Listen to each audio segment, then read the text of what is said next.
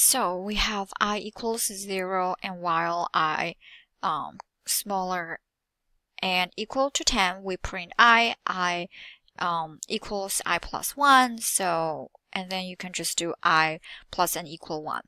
And then we're going to run the script, and we did, and we have a 1, 2, 3, 0 to 10, and then 0 to 10, 0 to 10, 0 to 10.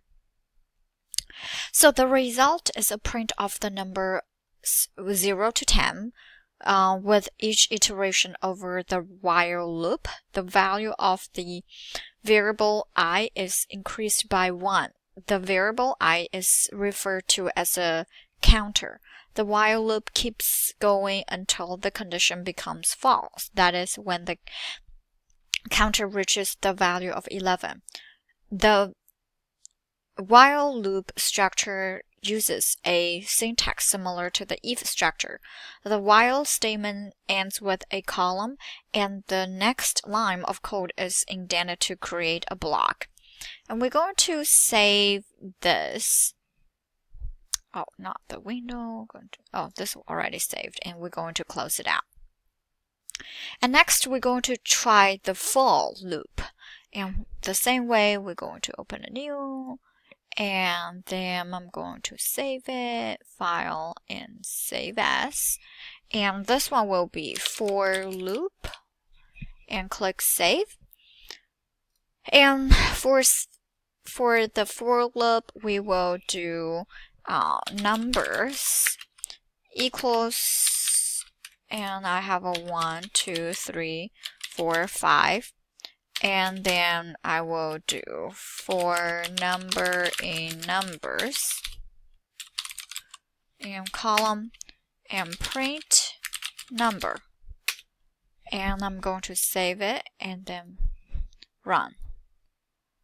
Alright, I'm going to clear. Oopsie. Alright, I have a 1, 2, 3, 4, 5. Okay. So the block of code is run for each element in the list. And we're going to save and close the for loops. So for the looping or iteration over a range of numbers is a common task, and Python has a built-in function to create ranges. The range function has 3 arguments: start, stop, and step. The range function generates a list of integers, beginning with start and up to but not including stop using an increment of size step. For example, the next code prints the number 0 to 100 with a step of 10. We're going to create a new Python script and save as range.py to the result of folder. So, and then new. And we're going to file, save as. Save as, we will have a one called range. Click OK. For range, I will have a for number in range from 0 to 101, and each time 101, each time we increase to 10, and we're going to print number and save it and run it. Click OK.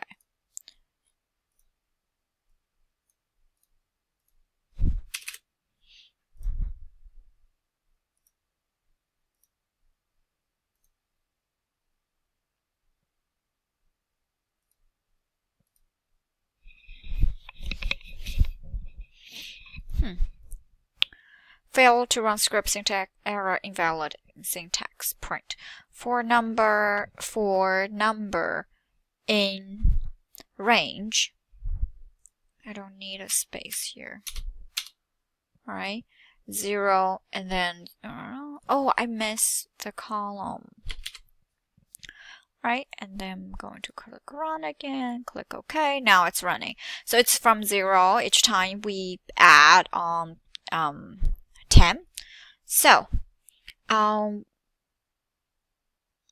the script iterating for, I'm going to bring all those up. Let me bring my for up. For loop. for loop, and then file for open for while loop. Perfect. Okay, let's run the while loop again. All right. So while loop, we have it from 0 to 10. So each time we add 1. And then for loop, we have a 1, 2, 3, 4, 5. So because this number we want them to run. Okay, so iterating using for a loop is much more compact than using while loop. So now we're going to close all our programs. Not the Python. I don't know, where is my window?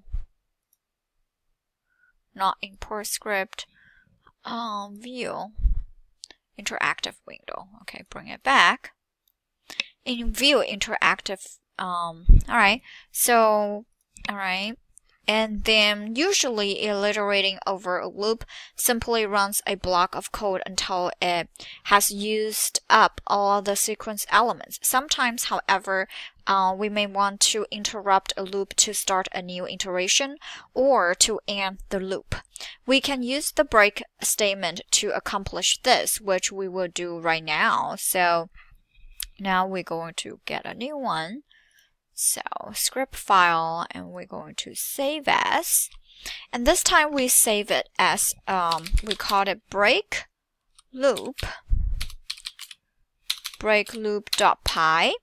And we're going to click OK.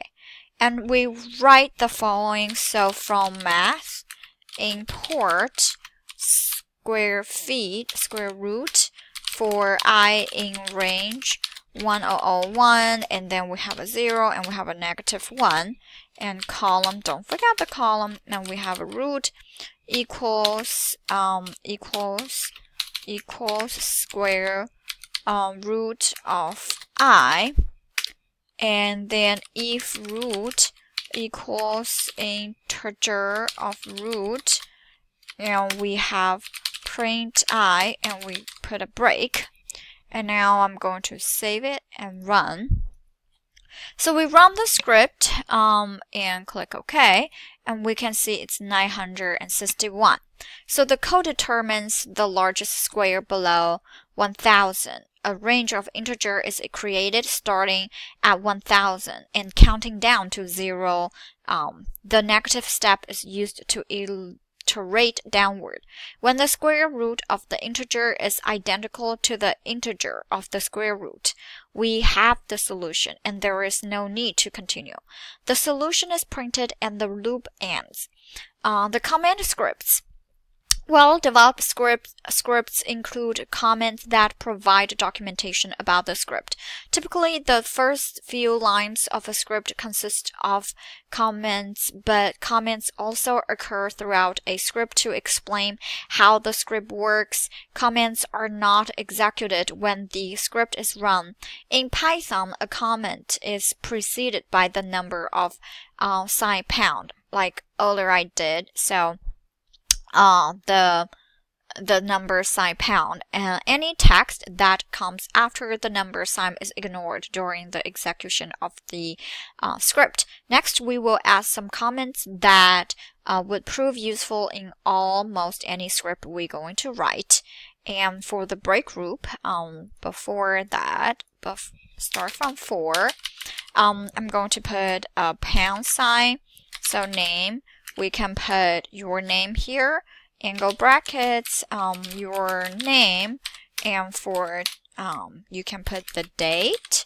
I'm just going to create a template, and you can do today or current date, which is 31st December 2017. And then we have description. This script demonstrates how to break a loop. And then the script window should now look like the example here. And we notice that Python Win editor recognizes comments and shows them in green italics. So green italics here. So those are comments. Adding a comment just before a particular line or block of code can help other users understand it, as well as serve as a personal reminder about the code's meaning. Adding a line of space in your code is optional and has no effect on running the script. Typically, lines of space are added for readability. For example, it is common to add a line before or after comments, or to keep lines of related code separate from other sections. This becomes more important as your script gets longer. And right now, what I'm gonna do, we could also do like this, and then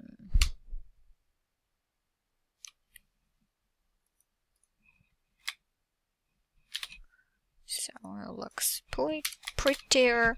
Okay, and after the if root equals integer root code, enter a few tabs and then the code. So then I'm gonna do is tabs, and I can just put a comment. This evaluates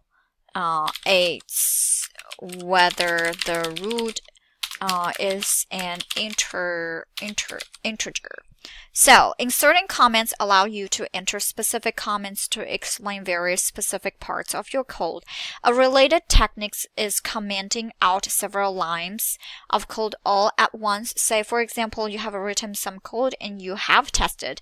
Now you want to try another approach without having to delete the code you already have. So, in the breakloop.py script, highlight the 3 lines of code, and then we're going to right click on so I'm going to so root, and this one I'm going to highlight it. So we right click and click the highlight section of the code, click source code, command our region, source code, and command our region. Notice that the space double number signs 2 pounds is much faster to command them out all at one time. Now, these lines of code are skipped when the script is run. To make the code active again, we can just highlight the code and click source code on command and on command region. So we're going to save the script and close Python Win. And next, we're going to check for errors. So now, it is relatively easy to make small mistakes in the Python code as a result of spelling and other syntax errors. Next, we can take a look at some simple ways to identify and correct errors. More advanced techniques are covered later. So we're going to start with the simple syntax errors. We're going to start ArcMap, which I have it here. And ArcMap. I can just minimize here. And right now we start back in ArcMap. We're going to do paint hello world.